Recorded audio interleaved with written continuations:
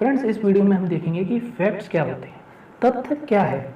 इस वीडियो में हम देखेंगे, ये सेक्शन 3 में दिया गया है और 3 में और भी चीज़ों का इंटरप्रिटेशन किया गया है, क्योंकि जो सेक्शन 3 है वो इंटरप्रिटेशन क्लॉज है, तो इसमें सब चीज़ों का इंटरप्रिटेशन किया गया है। This is interpretation clause. Interpretation clause means जो इंटरप्रिटेशन क्लॉज होता है, निर्वचन खंड होता है, उसका मतलब होता है कि वो केवल सीमित नहीं है। जैसे डेफिनेशन उस चीज़ को सीमित कर देती है, इंटरप्रिटेशन का क्लॉज का मतलब है, इंटरप्रिटेशन क्लॉज का मतलब है कि उसमें और भी चीज़ें शामिल की जा सकती हैं, और भी चीज़ें हो सकती हैं जो न्यायालय के विवेक के आधार पर और जो भी समझ के आधार पर जो चीज़ें हो सकती हैं।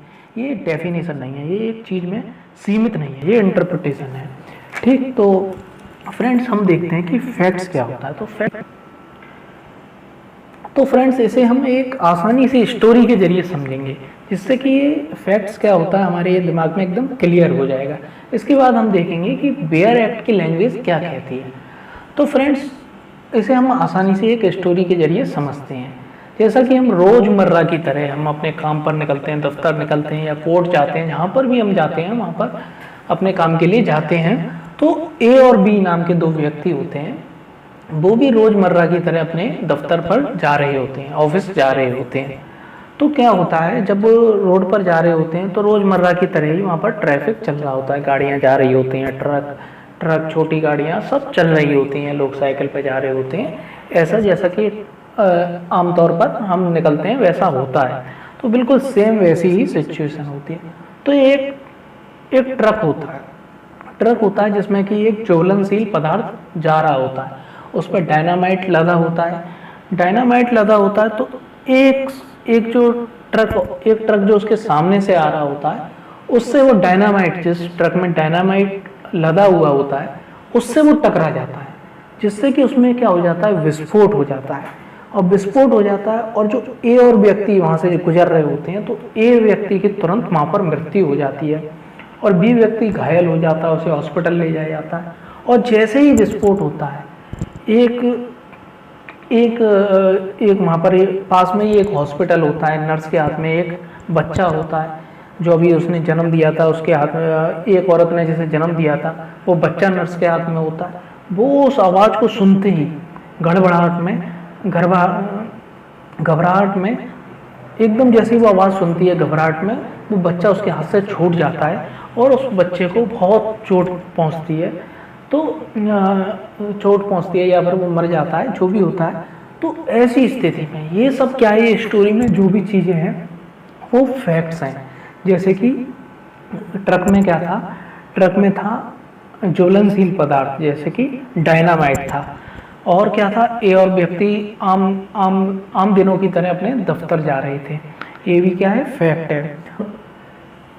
और पास में ही एक हॉस्पिटल था, ये भी क्या है, फैक्ट था, और इसके कारण ही वो बच्चा उसके हाथ से गिर गया। ये सब क्या है, ये पूरी स्टोरी है, ये सब फैक्ट्स हैं। लेकिन कोर्ट में कौन से फैक्ट्स यूज़ किए जाएंगे, इसी चीज़ को सीमित करने के लिए कि कोर्ट का समय बर्बाद नहीं हो और कोर्ट में जो एडवोकेट हैं वो इधर उधर की बातें ना करें, घुमाएं नहीं, कोर्ट का टाइम बर्बाद ना करें, इसीलिए एविडेंस एक्ट बनाया गया। एविडेंस एक्ट इसीलिए बनाया गया कि कोर्ट का टाइम बचे और मुद्दों पे बात की जाए। तो कोर्ट में किन मुद्दों पे बात की जाएगी वो एविडेंस एक्ट बताता है, और कौन से फैक्ट्स को एविडेंस की तरह ट्रीट किया जाएगा, रेलिवेंट फैक्ट्स हैं, उन्हें कब कोर्ट ग्रहण करेगी और किन परिस्थितियों में ग्रहण नहीं करेगी, ये सब इस एविडेंस एक्ट में बताया गया है। जो एविडेंस है ये अपने में पूरी तरह से पूर्ण नहीं है, क्योंकि ये पूर्ण हो भी नहीं सकता है। एविडेंस एक्ट है, जो एविडेंस एक्ट को ड्राफ्ट करना कोई मजाक नहीं है। जैसे कि IPC या CRPC और कोई अन्य एक्ट हैं, उससे कई गुना कठिन है एविडेंस एक्ट को ड्राफ्ट करना, और तो भी ये ड्राफ्ट करने के बाद भी ये अपने आप में परिपूर्ण नहीं है। तो स्टीफन महोदय ने इसे ड्राफ्ट करके दिखाया। ये बहुत ही ताज्जुब की बात है कि किसी व्यक्ति ने एविडेंस एक्ट को ड्राफ्ट किया, कि बुद्धि की तो हमें दाद देनी ही पड़ेगी कि उन्होंने एविडेंस एक्ट को भी ड्राफ्ट कर दिया। तो फ्रेंड्स हम आगे देखते हैं। तो फ्रेंड्स ये थी जो फैक्ट को हमने प्रैक्टिकल रूप से समझा कि फैक्ट क्या होता है। तो सेक्शन 3 में जो फैक्ट की डेफिनेशन दी गई है हम वो देखते हैं। तो इसमें अब कहा गया है facts means and includes. Facts का मतलब है और इसमें इंक्लूड्स है एनीथिंग, कोई वस्तु भी इसमें शामिल है। स्टेट ऑफ थिंग्स, वस्तुओं की जो अवस्था, जैसे किसी व्यक्ति का मर्डर हुआ तो वहाँ वस्तुओं की अवस्था क्या थी, वहाँ चाकू पड़ा था, वहाँ पर खून पड़ा था, ये क्या है, स्टेट ऑफ थिंग्स है। रिलेशन ऑफ थिंग्स ये भी आती हैं फैक्ट्स में, रिलेशन ऑफ थिंग्स, जैसे कि हमने उदाहरण में देखा था, जैसे ही बम ब्लास्ट हुआ उस जहाँ वो पास का जो हॉस्पिटल था, वो नर्स थी, नर्स के हाथ से क्या हुआ, वो बच्चा छूट गया उसकी आवाज़ सुनते ही, तो वो घबरा गई और बच्चा उसके हाथ से छूट गया। तो ये रिलेशन ऑफ थिंग्स भी उसके अंतर्गत आती हैं, फैक्ट के अंतर्गत आती हैं, फैक्ट्स के अंतर्गत आती हैं। और capable of being perceived by the senses, ये सब चीज़ें हैं जो हमने बताया। एनीथिंग, स्टेट ऑफ थिंग भी हो सकती है, रिलेशन ऑफ थिंग्स हो सकता है, या थिंग्स हो सकती है कोई भी। तो ये ऐसी होनी चाहिए जिसे कि व्यक्ति ने अपनी इंद्रियों द्वारा उसे बहुत गम हुआ है, उसे महसूस किया, अपने इंद्रियों द्वारा उसे जाना है। तो ये होती हैं स्टेट ऑफ द थिंग्स। तो ये क्या है, इसमें क्या बताया गया, इसके जो पहले में है फिजिकल फैक्ट्स के बारे में बात की गई है। इसका जो सेकंड पॉइंट है उसमें बात की गई है any mental condition of which any person is conscious. तो इसमें क्या बात की गई है, इसमें मेंटल स्थिति की बात की गई है, जैसे कि व्यक्ति क्या राय रखता है, व्यक्ति क्या सोचता है कि उसने जो ऐसा कार्य किया था, कोई जो ऑफेंस है, उसने क्या किया था, उसने अच्छाई के लिए किया था, ना कि बुराई के लिए किया था, उसका आशय है, जो भी क्या है, ये भी क्या है, मेंटल स्थिति है। जो भी अच्छाई के लिए मेंसरिया के जो भी मेंटल स्थिति है मनुष्य की, जो उसके भाव है अंदर के, जो उसकी राय है, वो सब क्या आती है, मेंटल कंडीशन में आती है। तो ये भी क्या है फैक्ट्स हैं, ये भी क्या है, फैक्ट्स हैं। जिसका कि व्यक्ति को भान होता है, जो मेंटल स्थिति है उसका क्या होता है, व्यक्ति को भान होता है, वो महसूस करता है। ये दिखाई तो नहीं देती, ये फिजिकल नहीं है, ठीक है। पहला तो उसमें जो फिजिकल था, ये फिजिकल नहीं है।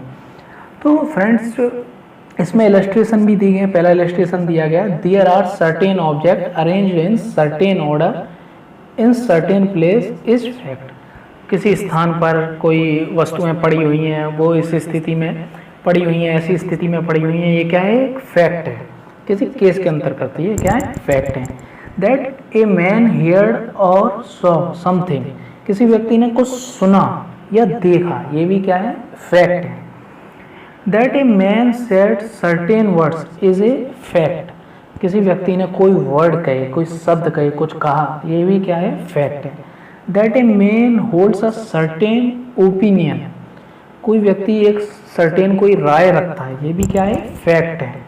A has a certain intention, उसका कुछ आशय है, कुछ इंटेंशन है, ये भी क्या है, ये भी क्या है, ये भी क्या है, फैक्ट है। ऐसे फैक्ट हैं, ये है मानसिक फैक्ट, ठीक है, क्योंकि ये क्या है, ओपिनियन है, इंटेंशन है, एक्ट इन गुड फेथ है, गुड फेथ में काम किया है कोई, ये क्या है, सब मानसिक तथ्य हैं।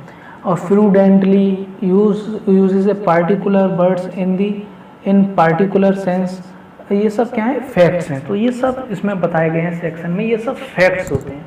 तो हम कह सकते हैं जो नाउन की परिभाषा होती है वो ही फैक्ट्स की परिभाषा है, ये हम कह सकते हैं, ठीक। तो हमने देखा कि एवरीथिंग इज नाउन, तो इसमें भी कुछ ऐसा ही लगता है हमें कि एवरीथिंग इज फैक्ट, जो कि केस के संबंध में है, जिसका कि केस कोर्ट में चल रहा है, उसके संबंध में तथ्य है। तो यहाँ पर नाउन में और फैक्ट्स में इतना ही अंतर हो जाता है। अब देखते हैं इसका last point, that a man has a certain reputation is a fact. तो रेपुटेशन क्या होती है ये हमें पता होना चाहिए। इसमें ये कहा गया है कि रेपुटेशन भी एक फैक्ट है। तो रेपुटेशन क्या होती है, हम ज़्यादातर लोग जानते ही हैं कि रेपुटेशन क्या होती है, जो दूसरे लोगों की नज़र में हमारे प्रति होती है। एक व्यक्ति के बारे में दूसरे लोग क्या सोचते हैं, वो ही रेपुटेशन होती है। एक व्यक्ति के बारे में दूसरे लोग क्या राय रखते हैं कि वो अच्छा व्यक्ति है या बुरा व्यक्ति है, यही रेपुटेशन है। ये हम अपने बारे में खुद क्या सोचते हैं, वो रेपुटेशन नहीं होती। तो फ्रेंड ये था हमारा फैक्ट्स। हम आशा करते हैं आपके बहुत अच्छी तरीके से समझ में आया होगा कि फैक्ट्स क्या होते हैं। तो फ्रेंड्स ये था सेक्शन 3 में अंतर जो इंटरप्रिटेशन क्लोज के अंदर बताया गया है, फैक्ट्स क्या होता है। तो thank you very much, please subscribe our channel and be continue with us. Thank you.